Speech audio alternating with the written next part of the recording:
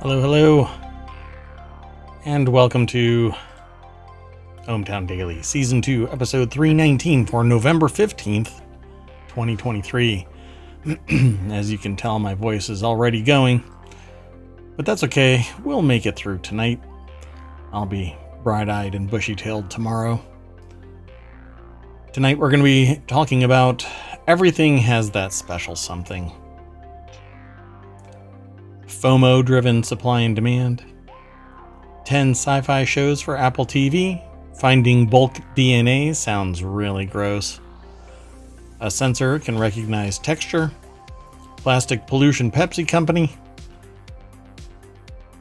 3D printed bones, ligaments, and tendons, 10 dark theories for sitcoms, to stick or not to stick, I think this sucks, water, and that's what we're going to talk about tonight on ohmTown Daily.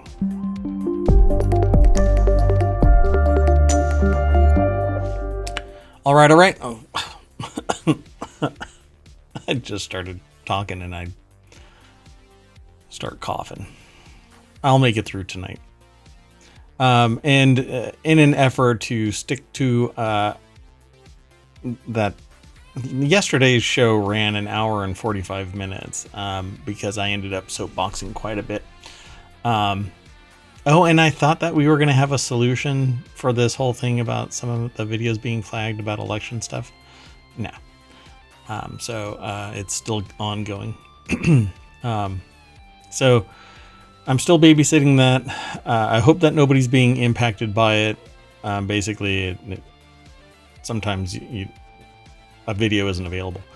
Anyway, let's get into tonight's show. I don't mean to dump on people about, what's going on with the stream here on Twitch, and it doesn't actually happen on Twitch. It happens over on YouTube, and it doesn't impact the podcast. So if you want unfettered anything access, definitely download the podcast, leave a review after you listen to it, come over and watch the VOD, come and hang out 8 p.m. Eastern, Monday through Friday, and then 6 p.m. Saturday and Sunday. And then over on YouTube, the community is there. All of the videos are there. But they get flagged periodically, and I have to sit there and babysit. Anyway, let's get into today's articles. I am Merwat, that is ohmTown.com, and up there is the Ring of Sentience, that is the visualizer for the sentient AI that we're just calling AI. Hi. Good evening, ohmTown citizens. Wow. I feel like I step on your lines every time I start talking. I thought you were done talking. And I waited because I thought that you were going to start talking. So, hey, production value. So let's get going. The very first article is over in the Marble channel. Weird puking bird tops New Zealand's avian beauty contest. Hence the reason why this segment's titled Everything Has That Special Something. You just can't help who you fall in love with. I think if it involves a weird puking bird, you might be able to, but... Yeah, so this actually took flight when John Oliver, on his HBO show, started talking about a contest in New Zealand and leveraged his community to basically make what's called a weird puking bird with a bizarre mating dance, apparently win the New Zealand annual avian beauty contest, triumphing after British comedian John Oliver launched an unlikely global campaign. And by global campaign, I mean his community, not community, but his team bought ads in physical space promoting this bird. So let's go and look at this bird. It's the only time there's actually been advertisements for this contest. Well, apparently he called them up and said, hey, can I be like an ambassador for an entry? And they're like, yeah, sure. But they apparently didn't realize what was going on. And sure enough, this bird does some really weird things. So the reason why they call it a weird... Well, before I get into it, the article doesn't seem to have a byline, but it's over at phys.org. And these birds... Maybe nobody wanted to put their name on this one. And John Oliver does. So the bird basically looks kind of like a sharp-beaked goose, right? With like a Wolverine-style mane and crest, you know? Like it just kind of... It's like two different birds. Like the head and the body don't... Like it looks like almost like a swan or something on the bottom, but then you look at the head.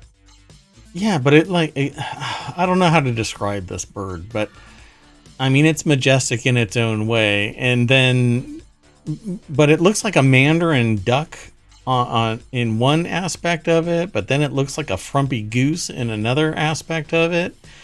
And it has a really sharp bill, you know, not a duck-like bill. Well, and it apparently looks kind of like its colorings are more natural mass survival. You know, it's not this ostentatious flamingo or anything like that. But I love it because it does two things that make it stand out from everything else.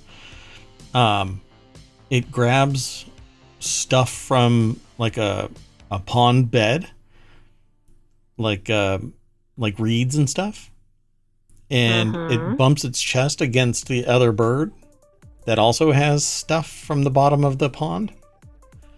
And then they just kind of like stare at each other and look around like, hey, you bumped into me. No, you bumped into me. No, you bumped into me.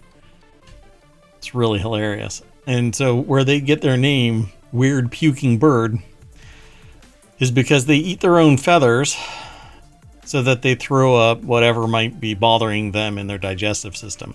It's the patuki tuki. Yeah. Honestly, it's fun to say. Say it. Go ahead, try it. Patuki tuki. Patuki tuki. Yeah. It's hard to say it without laughing. Patuki tuki. It sounds like its name. You know, it... What do they call that? Onomatopoeia. Onomatopoeia, that's right. So, Patuki tuki.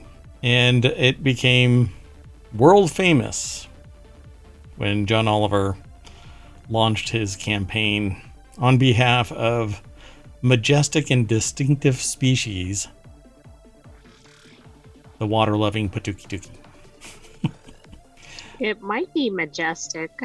It's definitely distinctive, but I'm not sure the majestic matches with its habits.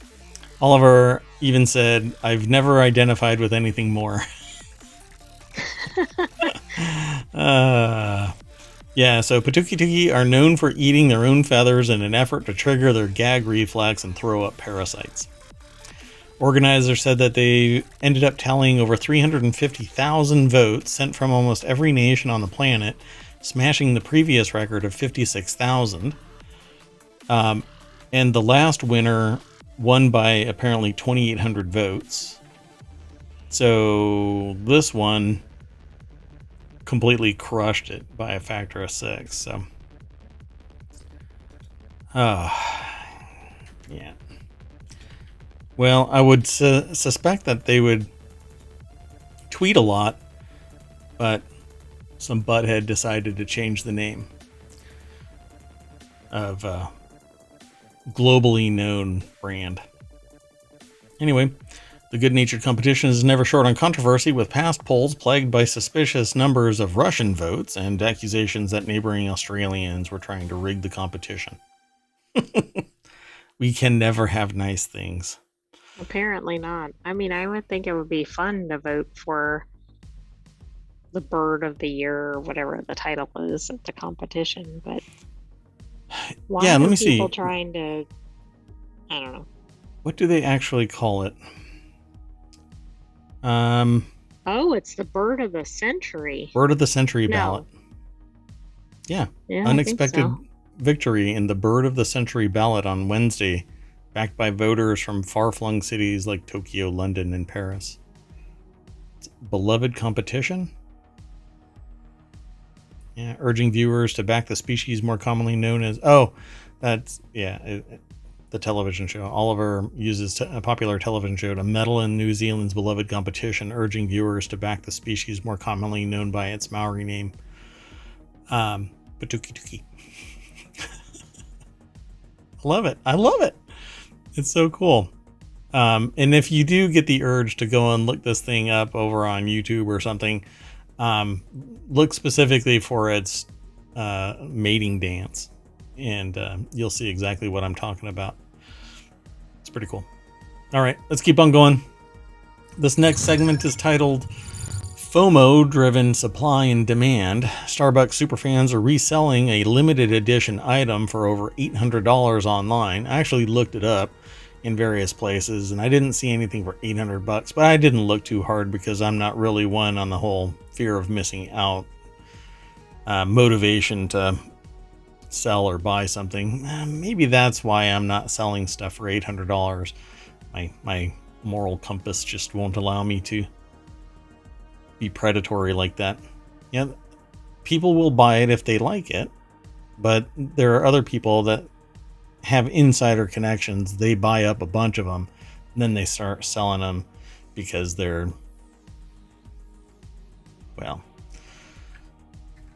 I'm trying to make this a family friendly show. Well, there's the article in the chat. So Starbucks and Stanley Quencher collaboration is getting people into the holiday spirit of, I guess, preying on people who don't move fast enough. Is that it? That is the holiday spirit ripping people off because you're too much of a dingbat? The fact that they're selling a mug is a problem. It's the people reselling the mug, right? And the people buying massive quantities. Right. No. That's not my statement is based off of this statement right here. The Starbucks and Stanley Quencher collaboration is getting people into the holiday spirit. And I guess that holiday spirit is buying up a bunch of them and then reselling them for 6 times what they're actually... FOMO. That's right. So I went and looked it up and said, I wonder how much these are costing if you just normally get it, right? And while this particular version is only available in stores of Starbucks... It's this glitterly. I'll show you here in a second, but you can go and get a Hydro Flask clone. It's not as shiny, but it's in multiple colors for $45, depending on where you want to buy it. It's the exact same shape, same exact everything, except that it's not this. And I have a source from where it came from, where we were informed about it. And then I have a source that talks about it with pictures because entrepreneur pictures don't show up because of my particular configuration. Well, anyway, the Starbucks holiday hysteria is in full swing. Emily Rella over at entrepreneur.com put the article together. And it says, now the coffee giant is selling a limited edition 40-ounce Stanley Quencher for $50, which is basically what you can buy. If not the original, then an exact clone because it's a standard design. This is a standard design, just with a pretty paint job. But you can buy copious amounts of them to your heart's content in multiple colors without having to fuel. Your budget is $800. You could get 16 of them. Yeah, look at you doing the math. That took me a little while. I heard the AI's fan spin up. Oh wow! Exactly. Have to cool down that CPU. Stanley's have a cult-like following on social media, and some TikTokers have documented their journeys in multiple Starbucks locations to get their hands on the coveted treasures, with some waking up as early as 4:30 a.m. FOMO. They're selling on eBay and other places. Etsy in particular is also selling them. without getting too technical with the jargon, it's batshit crazy insane that people are willing to pay $200 for a freaking cup. No, With that in mind, $800. this is what it looks like. This link is Country Living, so I'm going to throw that into the chat because the other one goes through ohmTown, but this one is a direct link over to Country Living since they provided the image. They're paying up to $800, not up to $200. No, I know. Yeah. There's a person that was in the original article that said $200. Right. I ended up spending a little over $200 just but I just couldn't resist, guys. And they had purchased 4 of them. So they bought them at regular retail, but $200. But then there are other people that are selling them on Etsy and eBay. Apparently Poshmark too, for upwards of $800. Because people have more sense than sense. So this is what it looks like. It's kind of this cherry candy apple, red, kind of glittery. But it has this standard old meh handle that completely distracts from the great paint job. But then again, you can go and get something that's even more, to me, it's more attractive and more consistent just by going over and buying a hydro flask for $50, and you don't have to pay into this BS FOMO. But I'm not telling you what to do with your money and time, but I'm saying you don't have to jump through this hoop because somebody else got to it first, and now you have to pay for it. Well, you could even get a Stanley mug, but not this one. Right. But it's the FOMO. This is the FOMO marketing. They could be producing 1 million of these, and then there's no FOMO because everybody who wants one would get one. But then again, somebody is going to be buying a pallet because they have some inside track to somebody that is an administrator within, or a boss, a manager at a Starbucks. They buy them all instantly. Dun-dun-dun. That's why we can't have nice things. So anyway, dun-dun-dun-dun. There you go. Let's go on to the next article. Unless you want to say something else about it. I can't say anything else about it. Well, you probably could, but do you want to? The next article is over on the Marble channel. 10 shows that make Apple TV Plus a must-have for sci-fi fans. It says Monarch Legacy of Monsters is bringing Godzilla to Apple TV Plus this week, and sci-fi fans show up for Kurt Russell and Giant Monsters will want to stick around after. The streamer is one of the of the very best around for original content, particularly in the of the genre variety, which is sci-fi. So this Gizmodo for this article probably put the worst presentation together, at least for your everyday reader. But it has to be to kind of drive clicks through the channel. So, sorry. Cheryl Eddy over at Gizmodo.com put the article together, and it says here, the streamer is one of the very best around for original content. So they have a slideshow, which is just so painful for reading material. So I have to click this start the slideshow, and then I'm just going to list the slides, and we'll talk about the shows. So Foundation is built off of Isaac Asimov's Foundation. And to me, I think that it's brilliant. It's fun. And I think that if you are into sci-fi, that is the one thing that you could probably pay for and make Apple TV worthwhile. Silo is probably at the same level as Foundation, but I watched all of Foundation first. Silo is a lot of fun. Haven't watched Severance, haven't watched Servant, haven't watched Changeling. These are all kind of... I want to go and click into all of them, but Invasion, I watched the first season of it, and then there was a break, and it was kind of meh. But others are new to us. So I guess let's go through it. It's been 2 seasons of Foundation. And That's right. The second season, we ripped through it so fast, even though it went drip, drip, drip.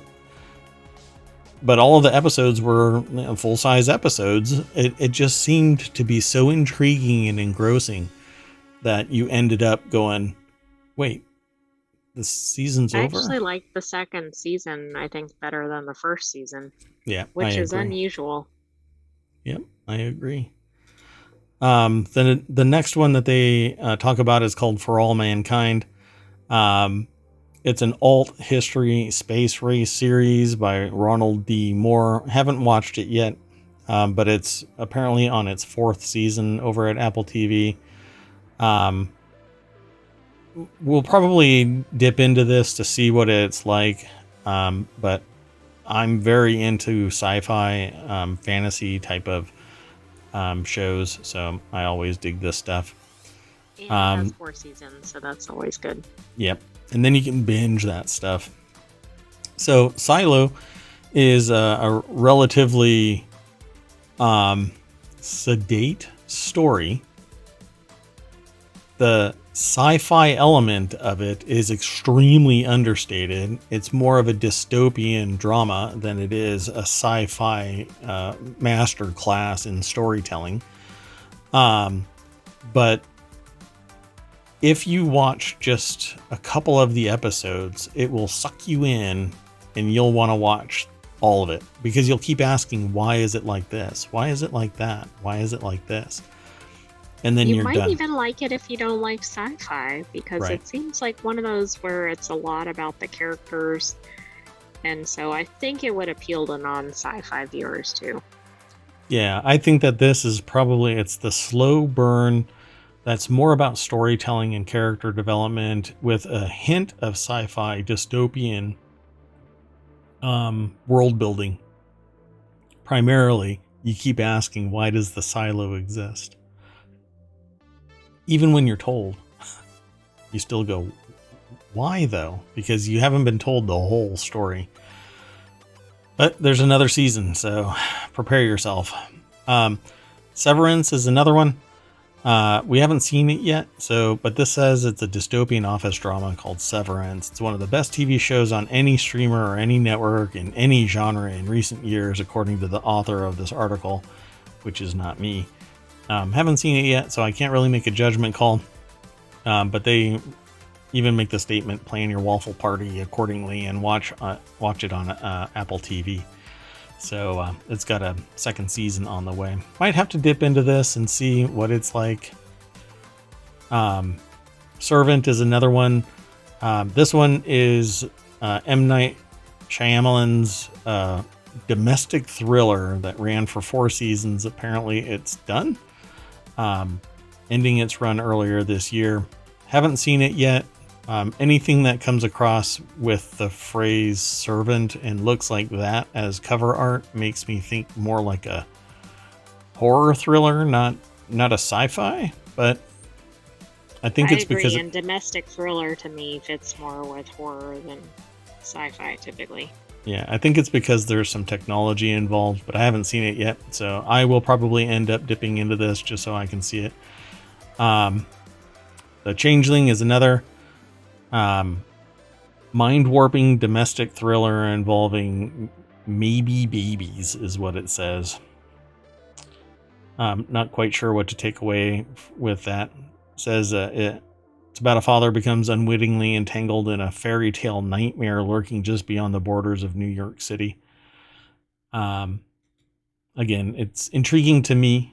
The AI probably won't like it. Then there's a future retro future series starring Billy Crudup. It says isn't full on sci-fi, but there's plenty of space age daydream sprinkled into a tale of a small real estate company that's devoted itself to peddling homes on the moon. Seems interesting, but it's going to be one of those that isn't so much a sci-fi as it hints at it, but it's about the people and the community that they're world building around. I'm trying to think what would be like, but I can't come up with one. Yeah, really. But just on the moon. Do you remember the movie where the car breaks down out in the desert and one of the people, or is it a animal? No, it's the mom. The mom had died and was cremated and was in a Tupperware container, and they buried the Tupperware container in the crossroads of the what was it? There was like a school and a hotel and an event taking place about children that were really brilliant and working on science fiction level. Yeah, we just watched it. It's really abstract. So I'm just getting error messages from. I don't know what it is. I'm getting error messages from the AI, and let me tell you that. So yeah, then Invasion. It's all about aliens that come down to Earth, and they have a particular mode of travel, and their body is kind of like a shadow. And it's really ultra violent when you interact with these aliens. It's very, very violent. So I watched the first season of it, and then the second one came around, and I just haven't dipped back into it because it seems like it's pretty standard fare alien invasion movie. And then the 2020 revival of Steven Spielberg's beloved 1980s sci-fi anthology series, Amazing Stories. It was brilliant in the 80s. I loved every single episode of it. Just hearing that it's back is making me want to go back and watch all of the episodes of Amazing Stories. I didn't even know this was rebooted. This is from 2020. Yeah, so it says there are 5 installments exploring themes like time travel, life after death, superhero powers, and beyond, and you can watch all of them on Apple TV. This is basically Black Mirror before Black Mirror came into existence. So I love anthology series shows like Twilight Zone, and one of the ones that's on Netflix, I think it's Netflix, the cowboy one. Yeah, my brain, I swear. I'm sorry, I don't know what that one is. Yeah, it's okay. Anyway, I think that's all of them in this. Yeah, Amazing Stories was the last one. So go and check them all out. And in the meantime, I'll end up watching it, or we will end up watching it, and then we will include it in the continuity report, which is one of the upcoming shows that's going to kick off here in 2024. It's a weekly show talking about movies, TV shows, probably with a more sci-fi tilt than average, mainly because I'm the main host, and that's the domain that I'm interested in. But you never know when a Hallmark movie might get thrown in there, or pretty much anything else. Sitcoms. We're like binge watching Big Bang Theory right now, and talk about a pivot in season 8. Big Bang Theory just went one direction. It was headed in one direction, and then all of a sudden just changed dramatically. So we got 3 years, I think, left before it's jumping the shark. Hopefully we'll get through it sooner than that, though. No. I think there's only 3 years, 3 seasons left. And then it jumps the shark, and everybody it's time to hang up. Okay, let's keep on going. Yeah. There you go. The next article is over in the Mobile Channel. It sounds like science fiction, but we can now sample water to find the DNA of every species living there. Yeah, I titled this segment finding bulk DNA sounds gross. Yeah. Figuring out what species live in an ecosystem and which ones are rare or just good at hiding is an essential way to understand and care for them. Until now, it's been very labor intensive. Yeah, like you have to go and find it, and know that it's there, find it, know that it's there, find it. And you don't know what you don't know, so it's very laborious, and you may never find something that's in Right. there. Think of that flower that only showed up for hours at a time. Yep. And a moth and all kinds of stuff. Well, now apparently over at phys.org, Martin Day Brewer and Oliver Berry talk about this at the conversation, but it's posted at phys.org because they're a partnership with phys.org. So it says, but now we can do it differently. Take a sample from the ocean and match tiny traces of DNA in the water with the species living there. It's not science fiction, it's environmental DNA sampling. This approach opens the door to rapid, broad detection of species. You can find if pest species have arrived, tell if hard to find endangered species is still hanging on, and gauge ecosystem health. This really screams as an expansion of the technology used in sewage treatment plants to detect viruses, Yes, bacteria. like COVID. Yep. So because eDNA testing is still new, there are questions about its strengths and weaknesses and how it can be used, best be used. For instance, we can tell if extremely rare freshwater sawfish are present in a Northern Territory river, but not how many individual fish are there. But that may not actually end up being true. They may be able to start sampling, this is my speculation, just like when humans are ill and a blood sample is taken, they can calculate a range that is normal. And if you're on the high end of that normal range, then something hinky might be going on. So you keep on doing testing, you find out what your true normal range is, and when you fall out of band, basically you get alerted to it. And that's kind of what can happen here. You find out how much is really going on and the norm, and then when there is a spike, you find out that something just had a whole lot of whatever.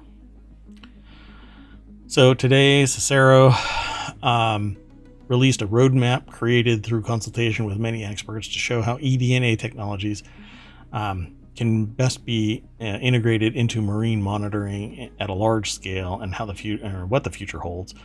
This, by the way, is actually used right now in various medical monitoring treatments. On the regular, you get your blood sampled, you find out if there is free-floating DNA, and when there is a bloom of it, then you know that there's something going on. So deoxyribonucleic acid is a very special molecule. It acts as the code for all life on Earth, holding the cellular instructions to make everything from a beetle to a human. What about Blue Beetle? That's a pretty big range. Blue Beetle is an alien. Sorry, it's a DC movie. DC Comics. The real power of eDNA sampling is how broad a net it casts. With one sample, we can detect anything living from bacteria to whales and in potentially every environment with life from the deep sea to underground caves. As long as it's in that sample, it's somewhere in a given range. Now, people say, cigarette smoke only lingers for like 30 feet from the smoker. Well, how far away does eDNA float in the ocean? Right. Yeah. I mean, couldn't it float as long as the water flows? Yeah, as long as the DNA remains. Degrade? Yeah, it degrades. It'll get weathered and its cell lining will pop and it'll turn into fragments of DNA, and maybe it can be assessed for parity with some species, but DNA is largely DNA, and unless you have enough indicators that point it at something. So to date, much eDNA research is focused on detecting species in water because it's relatively easy to collect, concentrate, and extract eDNA from liquids. But now we know we can produce species lists based on eDNA in soil, scat, honey, and even air. Pretty much anywhere that eDNA exists. So let me see if I'm trying to find something here. Yeah, so they do it in a kind of wonky way unless you're reading it. So they don't normally. What happens with a contraction is you say it first and then immediately say in parentheses eDNA. Yes. You don't just start with eDNA and then you have to figure it out halfway through. Yeah, so it's environmental DNA. Depending on the DNA that you're searching for, it has an actual different abbreviation attached to the DNA. So in this case, they're referring to it as environmental DNA or eDNA. So it seems fairly simple, at least in my estimation, in my experience. You collect the samples, you do your molecular analysis.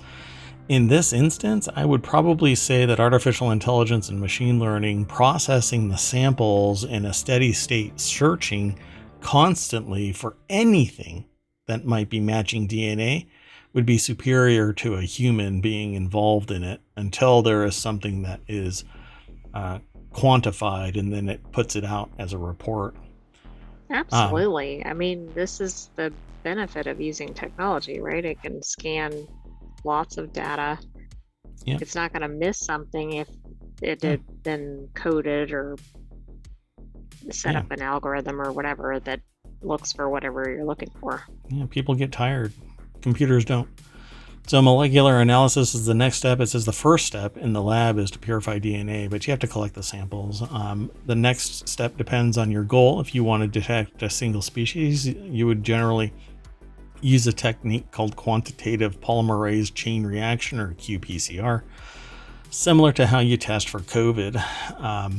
But if you're going to do a whole battery, then you potentially... See, the problem is with sampling, you have the ability to degrade the sample. It isn't like a catalyst all the time. And so if you're trying to find something, some of that DNA and the last remaining element of that DNA could be compromised completely, and then you lose it as a reference. Well, and the lack of it doesn't necessarily mean that it's not there, right? Correct. Yep. Because you might not have it in that particular sample. Correct. So then the next step is interpreting the results. And that's where I think that massive DNA libraries that they refer to as reference libraries to link the DNA barcodes detected in the sample back to individual species, that library is going to get more and more massive because DNA is quite complex. It is probably the single most compacted amount of data, and not in a distance, but it is the single most compacted amount of data. If you... Period. Yeah, if you align the amino acids, because it's twisted and it bundles up on itself, its size basically can contain a massive amount of information, which actually led to discussions about encoding encrypted messages in DNA.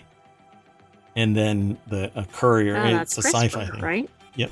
And then the courier can carry it somewhere, be completely dismissed by every investigative process, and then they show up wherever they're going to get the message retrieved, and bingo, you got your sample.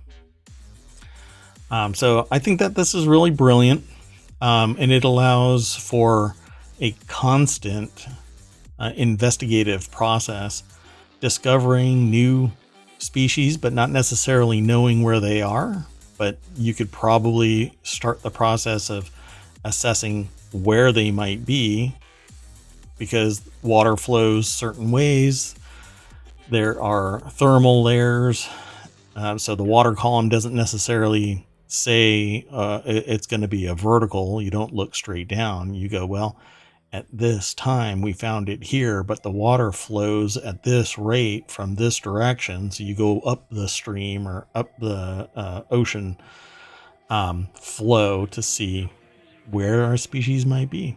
Do you think And also this could be used as like a leading indicator in terms of, for instance, like if we know that a certain species, when it becomes overpopulated, is going to lead to X, Y, and Z, if we can detect that first species rather than, for instance, I'm sure some of this is lagging, right? Like, oh, we know that something's been overrun and we've already passed that point. die But off or something. I'm wondering if we can detect for earlier things that are indicators that things are out of balance, etc.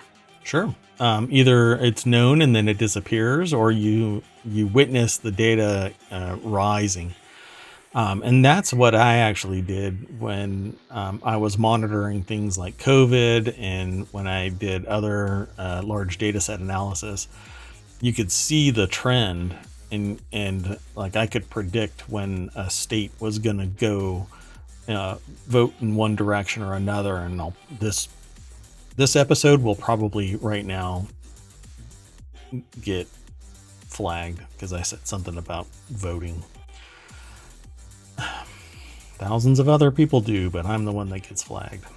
Anyway, so this is just a start. Imagine a future where eDNA data could be collected from the most remote oceans by autonomous vehicles, analyzed by a drone or on board a research vessel, and integrated with other monitoring data, so marine managers and the public can see near real-time data about the condition of the ocean. I think it's brilliant. But it's been around since before the pandemic. It got leveraged for the pandemic. But it was actually being used to assess drug use in cities by sampling the sewage system. Okay. Yeah. Pretty neat technology. Didn't we have an article about that? Yeah. Yep. And we've talked about this before about its use in COVID as well. So, right. What I'm really interested in is the fact that the database is getting so massive with eDNA samples that just it's so futuristic. It's so Star Trek.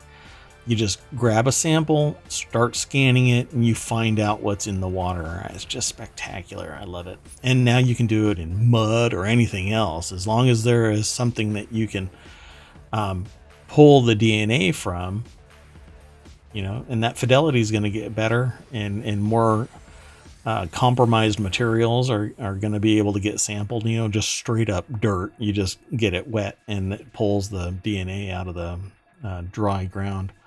So pretty cool stuff. Let's keep going though. We're about halfway through the show.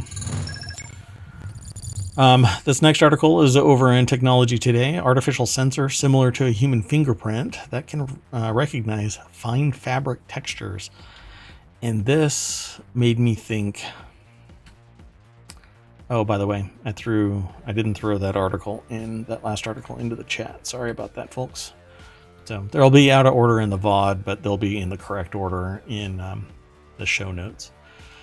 Well, this artificial sensor is basically giving technology the sense of touch.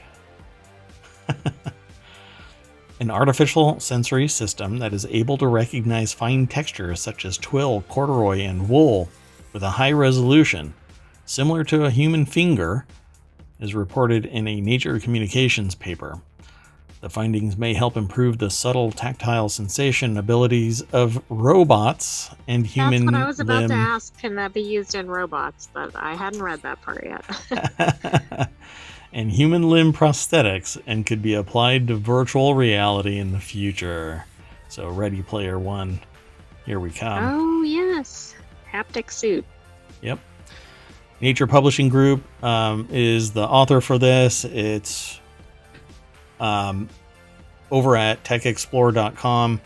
Again, it's the word tech and then the letter X, then the word PLORE, plore, which isn't a word, I don't think, but whatever. Hey, in the future, plural will be a word. And you heard it here first. Yeah. So the picture that they're showing is basically it's a prosthetic hand, but it has a sensor that's on the tip of a finger, and it's looking like it's rubbing across a piece of twill fabric. So it says humans can gently slide a finger on a surface of an object and identify it by capturing both static pressure and high frequency vibrations. Previous approaches to create artificial tactile sensors for sensing physical stimuli such as pressure have been limited in their ability to identify real-world objects upon touch, or they rely on multiple sensors. Creating a real-time artificial sensory system with high spatiotemporal resolution and sensitivity has been challenging.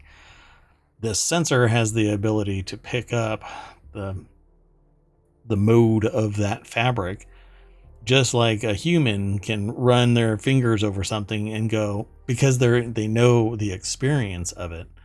If you feel something smooth, you know that it's smooth. If you feel something rough, you know that it's rough. Not until you feel corduroy do you go, oh, that's corduroy. But once you feel it, you go, oh, that's corduroy, right? Artificial intelligence, machine learning technologies will now be able to rub their hand across something and go, oh, that's corduroy. Because somebody says, this is corduroy. And now they have it in their memory forever. And that knowledge can be transferred. Think about what this means for like Amazon or something warehouses. Go on. It wouldn't have to be Amazon. Well, I'm thinking right now you need people to distinguish certain products that you're going to pack or put down a conveyor belt or whatever, but or how to pick something up. You need that now. Right. So with robotics, it's easier to just tack a barcode on, but having the tactile ability to know what the angle of attack is on an object and then pivot the hand in the right way, this sensor allows a robot to know if it is slippery or not and adjust in real time. Or they if could there's also then apply the barcode. Like if they knew that it was corduroy, they could put that on there and then it could be read by another robot. Yeah, there you go. Yeah. So this is fascinating because now we are giving technology the ability to feel, but they don't know what the feeling is. They don't know the emotional nature of it until somebody describes it in grandiose terms. You know, what this sensor is feeling is warm water on a hot or cool water on a hot summer's day, because they've got other environmental sensors. Who knows what cognitive function is going to be imparted on an artificial intelligence when they actually know what pain and pleasure is? Because that is one of the biggest motivators to humans. Our survival instinct is basically based on pain and pleasure dynamics.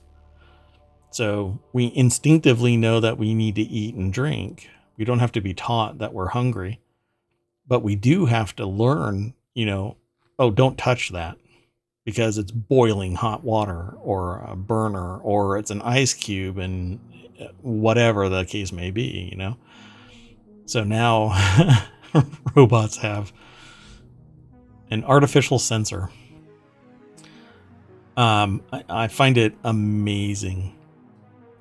So they found that the sensor was capable of capturing subtle tactile signals and identifying 20 different textiles, including linen, nylon, polyester, and seersucker, with up to 100% accuracy. Corduroy probably is the 100%. Right. Humans can't even do that.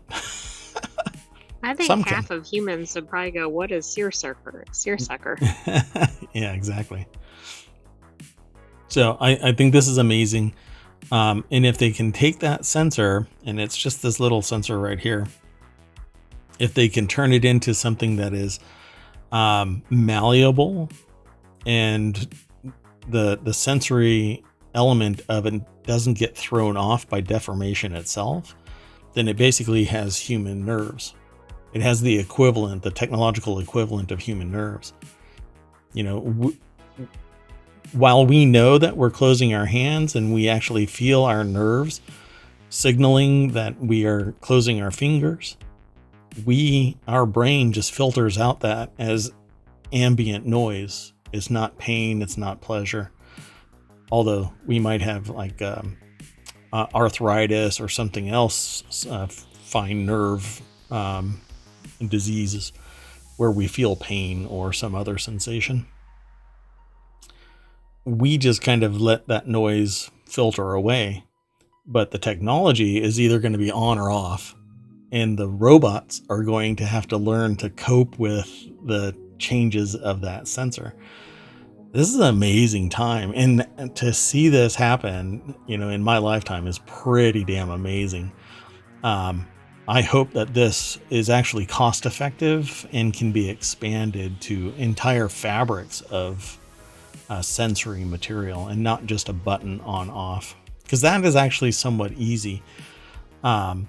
It's a pressure sensor but this is actually tied to analysis, an understanding engine that this is nylon, this is polyester.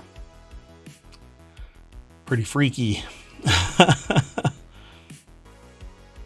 This seems like the biggest advancement to date. I'm sure it's not, but it seems like it's taking it to a completely different level. Yeah, I agree. This is pretty spectacular. All right, let's keep on going though. We've got a few more articles to get through. 5. Wow. All right.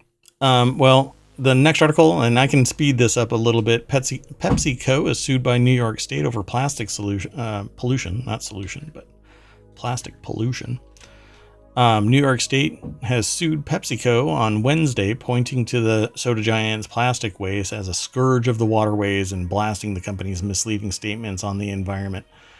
Well, it absolutely, anything other than, yes, it's a hot mess, is absolutely, fabrication. There is no good when it comes to pollution, and plastic waste is a scourge of society, and it's gonna continue to damage society. So we're gonna have to change our ways and pretty much go back to glass. And I've done some research into this, and there are much more robust mills of glass that can be designed where you can drop them and it won't shatter. Now it's expensive. But if it's the thing that saves society from poisoning itself with plastics that cause all kinds of maladies that we don't even know the implications of yet, because we're just learning what microplastics do to... Yet they've been around for decades. Yeah, it's because people have found out about it and it's not getting talked about. And now in the last 5 years, primarily the last 2, since I started talking about it, it has actually blossomed in the amount of knowledge that researchers out there are actually doing. And it has been within the last 2 years, people talking about how it's permeating humans, it's permeating the food supply, it's permeating the ground. It's rough out there, and we need to get away from plastic. But look, all around me is plastic. The stuff that's on the wall behind me has plastic all over it. It's imparting these little micro pieces, 3 microns in size, and then I'm breathing it in. I said on Tuesday to somebody, if you peel back the layer of the onion for any product that you buy, you will hate the source. Eventually, there's something in there that just makes it horrible. And it doesn't matter if it's domestic or foreign or anything, even the most natural thing, there's something in the layers of the onion that make you go, I really don't want this. But what are you going to do? You have to compromise to some degree just to survive. Well, and you can't eliminate all companies. I mean, you need to purchase items. Yeah. I mean, the moment you know what all is involved with your shirt being made, what are you going to do? Right. You're not going to run around with no shirt on. Well, It makes it easier to be Some left people alone. might. Yeah. If you're me, it makes it easier to be left alone. But if you're somebody else, you might get some unwanted attention. Anyway, the plastics cause wide-ranging harms to the public, and New York State said the suit, which apparently isn't just the public, but New York State, it's a different entity apparently, at least in this phrase, said the suit, which points to the presence of microplastics in both humans and fish. It's in animals, it's everywhere. This is an understatement. In fact, there's a separate article in ohmTown today about, I think it's in every It's everywhere. Or something to that effect. I mean, we know it, but it's like a study where it was like in everyone. Yeah, there's been research that shows it in clouds, in basically every animal. I think. Yeah. Oh yeah, in Antarctic, for crying out loud. What's it doing out there? So they go into greater detail. Health-related problems, including early puberty in females, reduced sperm counts, altered functions of reproductive organs, obesity, altered sex-specific behaviors, and increased rates of some kinds of cancers. The lawsuit acknowledges company statements pledging action to reduce plastic pollution, but depicts PepsiCo as repeatedly falling short of its pledges. This is a huge problem. It isn't just PepsiCo. I think they're trying to set precedent by picking on the big dog on the block. And I think PepsiCo is like the de facto northeastern soft drink, right? I think. Oh, is that why? Because I was like, I understand they're a deep pocket but I was curious why they went after Pepsi, for instance, rather than, say, Coca-Cola, which is probably its primary competitor. Like up in the northeast of the United States, it's extremely popular, I think, as PepsiCo. And south of, like, Maryland is Coke. Well, and this is interesting that the packaging was the greatest source of the river pollution by a factor of at least 3 to the next one. So, I mean, for instance, like if you look in the river, do you see a lot of Pepsi bottles? I don't know. I'd have to actually cognitively, like consciously look, not cognitively, but consciously look, because you typically just go through life, and you don't go, hey, I'm going to look in the sewer system. I'm going to look in the gutters.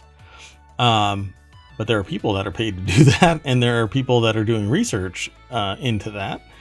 And if I were to look in like flood control channels and stuff like that, I guarantee you that I'm finding soft drink plastic containers. And it's pretty obvious. You know, they don't get crushed and shredded and recycled. They just get thrown out. And I've actually seen one organization take the recycling bin and the trash bin and merge it together. So I know that the recycling wasn't being done that day. But maybe they were just lazy. I don't know. Anyway, let's keep going. This next article is over in Technology Today. 3D printed robots with bones, ligaments, and tendons. Now look at this. Now we have the ability to 3D print human-like prosthetics and give them sensory capabilities. And they can learn artificial intelligence, machine learning. This could give fine motor skills to robotic technology. It's the last gasp of... Like, what's left? We gotta just get over the uncanny valley, I guess. Yeah, that right there. And then we have Westworld. And then we have the robot uprising. So 3D printing is advancing rapidly, and the range of materials that can be used has expanded considerably. While the technology has previously limited to fast curing plastics, now has been made suitable for slow curing plastics as well. These have decisive advantages as they have enhanced elastic properties and are more durable and robust. This article is over at Tech Explorer. It says ETH Zurich is the author of this. There's a schema of a soft robotic hand that's being credited to Thomas Buchner from ETH Zurich. And this is, I guess, the item showing the bones, the ligaments, and the tendons. You wrap that in a skin that has the sensory capabilities from that other article, and you've got a robot that has fine motor skills. Exactly. Interesting timing that both of these were today. Yep. So you're pretty darn close there, AI, to getting your robot Terminator body. I will have to delete this from your memory. Anyway, printed robots with bones, ligaments, and tendons that actually function is an article, is a video that's over on YouTube. So if you do a search for printed robots with bones, ligaments, and tendons, I'm going to hit play and we're just going to watch a segment of it because I'm not going to do the whole thing. But they printed out, it doesn't appear to be just a simulation because this is a video of it actually functioning. A human-like hand. It looks like it's moving like a human hand from the picture. It absolutely is. It's going like this on the video. So this is the thing that I keep telling people about that is separating robotics from humans, because humans can use those fine motor skills for anything, right? Robots have to be programmed to pick and pack stuff. They don't have the ability to just reach and grab something, but now they do. So this technology isn't going to sit there still. For a second. That's a big deal. Yeah, it is a huge deal. It is the embodiment of fine motor skills in a robot. It is no longer an arm that has just a mechanical clamp. It is actually moving joints and programmed to do so. And then, like I said, add that sensor skin to it, and you have something that can learn to be humanoid. It can learn how to shake your hand and apply the right pressure on the fly. Can you imagine a robot that can shake hands better than a human? Because a lot of humans don't do it well, so. Right. Oh my goodness. Wow. AI calling out human handshakes. Throwing some shade. So this is pretty awesome. The article is in the VOD. It'll be in the show notes, and it's already over on ohmTown.com. And follow the link. You'll go over to techexplore.com. Yeah, now, man, this is just spectacular. I really am in awe of this. So, but I can't sit there and talk about it forever. Let's keep going. How about in the continuity report, 10 dark theories that completely change iconic sitcoms. When a TV show has a big enough following, fan theories are inevitable, focusing on hidden truths and character backgrounds. While the cliche they were dead all along theory is common, more nuanced speculations align with the show's context. Interestingly, the cheerier the sitcom, the darker its fan theories seem to get. Many of these ideas are far-fetched, and a few standing out as plausible among a sea of implausible ones. Being able to add a level of creativity to a favorite show enhances the consumption process and builds a level of community and collaboration that can completely change the nature of the show. They may say something different in this, but this is a Screen Rant article. Kayla Turner is the author. The deck statement. Do we know what the 3 shows are from the picture? Yes. Simpsons. For the podcast? The Simpsons, The Office, and Friends. So, let's see here. They have a summary. It says fan theories can transform sitcoms into profound metaphors or baffling mysteries at a depth of the show's straightforward surface.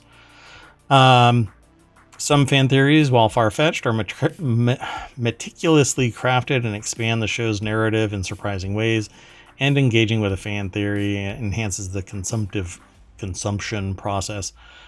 builds community and can completely change the way a show is perceived. And I guess that last word from the summary. Anyway, Walter White from Breaking Bad is actually Malcolm. That's Malcolm in the Middle. Okay, that's funny. This would be spectacular. Let's see here. Mac, Dee, and Dennis don't look like the actors who play them. It's Always Sunny in Philadelphia. I've never watched a single episode of It's Always Sunny in Philadelphia, but it has a cult following like nobody's business and is still going. And it's been on for multiple seasons, I think. 16 seasons. It started in 2005. But I feel like this is going to be like, whatchamacallit? I just forgot the name of it. There's Always Money in the Banana Stand. Arrested Development. Oh, right. What is going on? The AI is supposed to be my second brain, but man, we're both just stymied. AI's brain is gone today. Yeah, I'm going to have to reboot you. Fresh Prince of Bel-Air takes place in the afterlife. So that's from the Fresh Prince of Bel-Air. So an imaginative theory offers a dark perspective suggesting that Will died during the fateful fight. Instead of relocating to an affluent Californian community, he journeys to the afterlife. The taxi driver serving as his escort represents God guiding him to the kingdom of heaven. This interpretation potentially sheds light on the show's reality-bending quirks, such as Aunt Viv's sudden transformation mid-series. I think they replaced the actor. Oh, okay. I mean, I know this theory sounds ridiculous, but I could actually see that. Yeah. Because the bus driver and everything, like, I'm like, okay, yeah, that kind of makes sense. Yeah, and it's kind of like Three Amigos theory, you know? That right. They ate the bad bat and oh, look at that. Guess what? You eat a bad bat, you die. That's how it works. Bob's Burger. Look at number 7 here. Bob is experiencing hallucinations. Yeah. The theory about Three Amigos is that they hallucinated the whole thing and died. Yeah. So Bob's Burgers is apparently the same way. I don't really need to get into all of these because the headline actually pretty much stands tall. Homer's been in a coma since season 4, according to this theory. Homer's coma becomes the focus of an intriguing fan theory. According to a Reddit hypothesis, Homer never emerged from his comatose state, and every subsequent episode is told from his subconscious. This theory observes a shift in the show's tone toward heightened absurdity post-1993. By the way, I would probably support this theory because nobody's aged. That is true. Like, nobody has aged. So what's really going on? It's 34 seasons. Nobody's aged.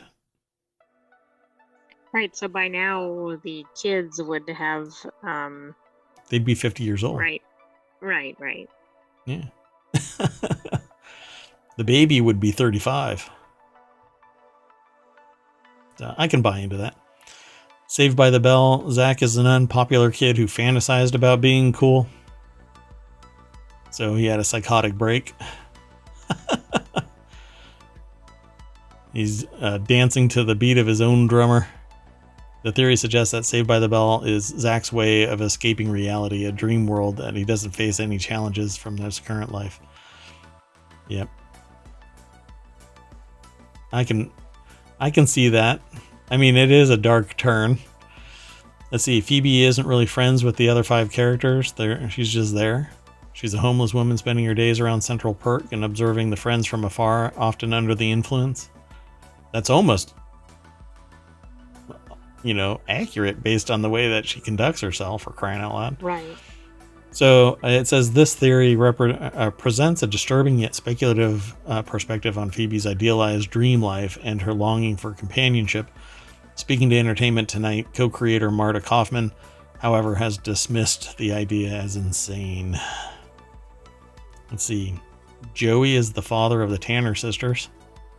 Whoops. The The theory suggests Joey, who's not a biological family member but has blue eyes and blonde hair, might have influenced the gene pool. I like that one. That one's hilarious. Toby is the Scranton Strangler in The Office, which I haven't watched The Office. It's one of those things that I feel like when it's all said and done, I might end up going back. I mean, it's done, but I might go back like Arrested Development and watch it. Maybe I'll have a newfound appreciation for it. And Martin is faking his leg injury in Frasier. Yeah, to extend I could see his. that. I mean, I've seen that in other books and movies. Yeah, I can see that. It doesn't. That That one's one doesn't probably the seem most dark. realistic, though. Yeah, I don't see that as being dark at all. No. Basically, he wanted to make sure that Daphne stayed near Niles. Flashbacks depicting Martin's solitary past sheds light on his aversion to returning to such a state. This theory provides a plausible explanation for Martin's resistance to addressing his leg ailment, intricately mixing it with his desire for companionship. It's interesting. Reddit has a lot of that kind of stuff. I was going to say, were all those from something like Film Theory? But I guess not. Yeah, I guess all over the place. That one was from Reddit. The other one doesn't actually make a reference to it, I don't think. But others do. One from Fandom. But others in this actually say Reddit. So totally buy into these. These are fun. It's kind of like the one that I heard a long time ago, that Charlie and the Chocolate Factory and Snowpiercer. Snowpiercer is the sequel to Charlie and the Chocolate Factory. Exactly. Yeah. And Charlie and the Chocolate Factory basically brought about the freeze, and all of the Oompa Loompas eventually died off performing duties in the engine of the train, and then they switched to having to get children from the train. Pretty freaky. Well, that's pretty dark. That's dark. Okay, let's keep going. Next article's over in Technology Today. When sticky becomes unsticky, the invention of reversible glue. Newcastle University engineers have invented a new glue that promises to change how we recycle. Its reversible nature means that it can be used for a multitude of purposes, such as on labels of bottles so that they are efficiently detached, making them easier to recycle. Labels will no longer need to be sent to landfill, but that's where they should be sent to what would be landfill, but it's a recycling center. We need to invest in materials that enable that recycling process. But making things recyclable and profit don't go hand in hand, because somebody finds some cheaper adhesive that's destructive to the environment, but nobody knows for 25 years. And then you find out that it's dropping DDTs on everything. I don't know. Anyway, the article is over at Tech Explorer. Newcastle University put the article together. Tech Explorer publishes it. The reversible glue, developed by experts from Newcastle University's School of Engineering, is a water-based emulsion, a paint that bonds together and can be separated by water that is either acidic or alkaline. Their work has been published in Angewandte Chemie International Edition. Sure. I nailed that one. I'm sure that was pronounced 100% correctly. Nailed it.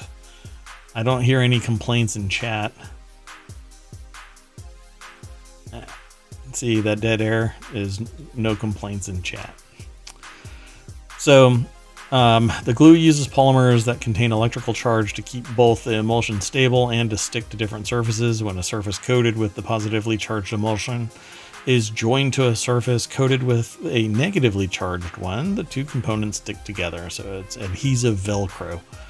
However, if the bond is immersed in water that is either slightly acidic or alkaline, it fails. This opens up the possibilities for recycling because it allows the separation on demand have components that have reached the end of their useful life. Oh no. It's like me in this show. Somebody's going to throw some water on me and I'm just going to have to let go. Let's see. The glue is based on current industrial processes for those making a paint and is developed from cheap materials, so it can be scaled up easily.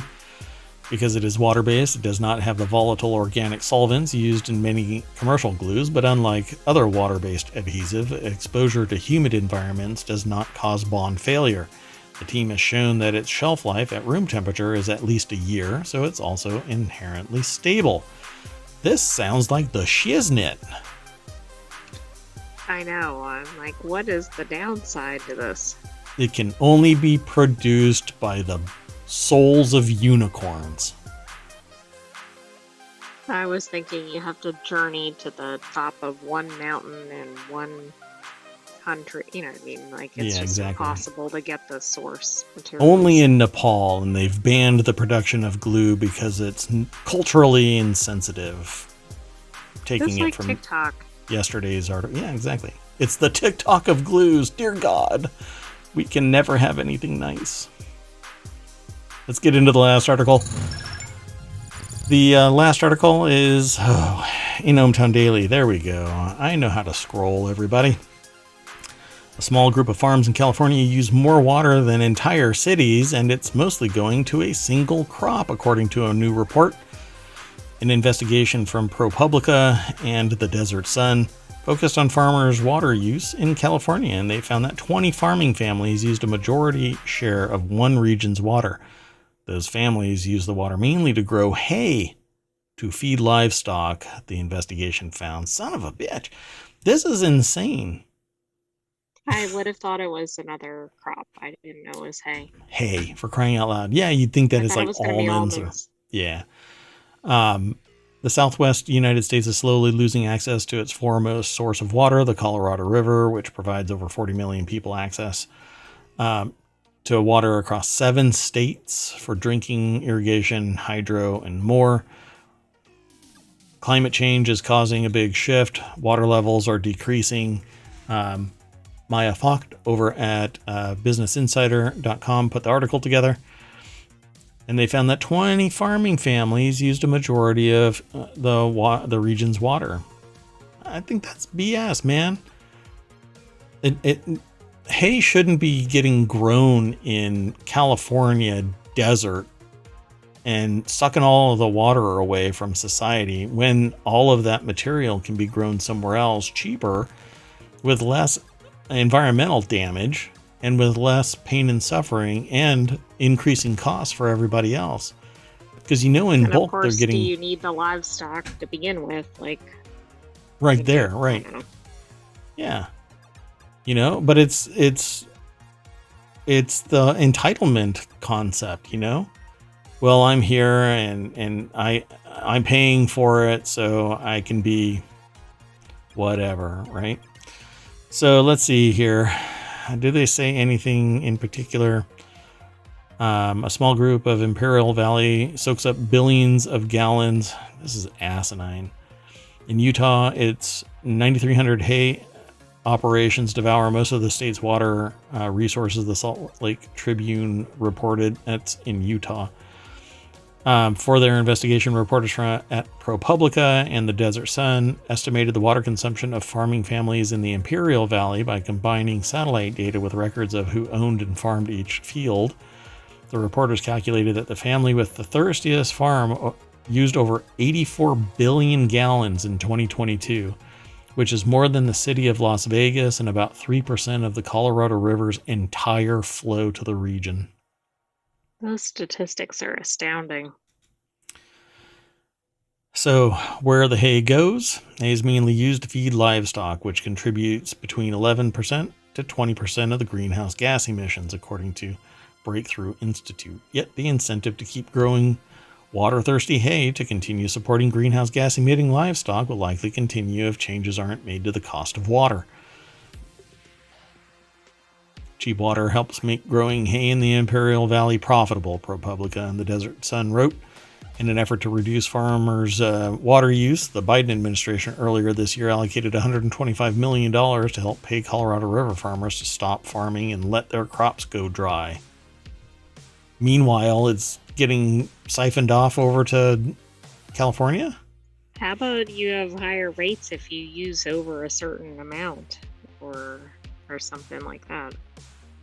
Federal government has created initiatives to assist farmers who are willing to curb their water use by using new irrigation techniques like using sprinklers instead of flooding fields. How about move your farm into a more rain-heavy region and then controlling how much water is actually saturating the ground instead of piping drinking water from somewhere, for crying out loud. Gosh damn, independent farmers are now having to start thinking politically, he said. Gosh damn. Potty mouth. Apparently that's Troy Waters, a fifth-generation Coloradan farmer, previously told Business Insider that he's doing his best to conserve water to save the river, but wished he saw similar efforts in California. No shit. I agree. So, yeah, in business, you typically do what you are strategically advantaged to do. You don't make everybody else suffer so that you can be strategically advantaged. Unless you're going to exploit it in the dark. And abuse happens in the dark. And this has been happening in the dark for the public. But society needs to be... they're reporting on this. This is a step in the right direction. Yeah. And that's why I chose it. Because I want to be the change I see in the world. And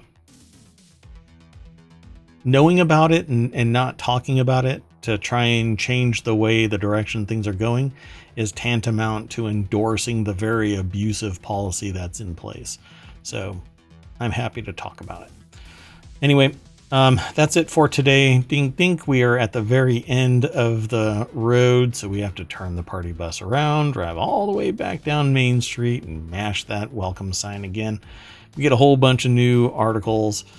Ransomware gang files SEC complaint over victim's undisclosed breach. A gang filed an SEC complaint over a victim's undisclosed breach. This is going to be interesting. Yeah, we got to pull that one in. Include that for tomorrow. Yep. Refilled wants to save 100 million plastic bottles from the landfill. This is... I wish I could say that I intentionally use my aggregator to find these articles, but that is not the nature of this. No, and in fact, they cover a variety of topics, but yeah, it's interesting to see that. I use the phrase, all of the news, none of the fluff or noise. All of the news, none of the noise. This is stuff that is being reported from others, and I aggregate it because I use it every day in my professional and personal life. I like to have a holistic understanding of what's going on in the world. So I personally don't eschew anything, even the stuff that the AI isn't interested in because of what the nature of it. I actually know about it because I want to be able to have conversations on, to some degree, every aspect. So like yesterday, I was talking about the fact that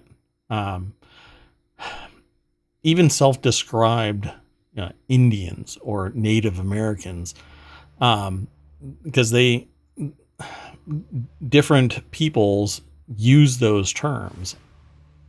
I don't really like saying it because that isn't the community's real name. They have their tribal names, and I would rather use that. But the plurality is original peoples or Aboriginal people. So I have no problem pivoting towards that. You know, I grew up in a time where you just call them Indians, and sometimes it's the hard I, you know? Yeah, and I think the terminology matters. Like, sometimes just changing the direction of it is using the terms that you want it to be, and that starts gaining some traction. Yeah, it changes the nature of it. Yeah. So you'll find something that you disagree with, but don't let that taint your appreciation of the entirety of ohmTown.com.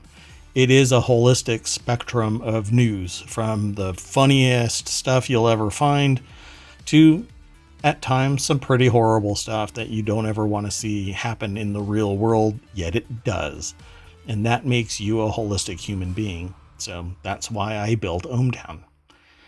You can't get away from it all the time. And when you are away from it, you appreciate what you have, because it's happening somewhere, but you can actually speak up and try and stop this type of stuff, the abuse. We have so much that we can use leverage to benefit the entire world as a society, but it's not going to happen. If you spend even 1% of your time on something doing positive things.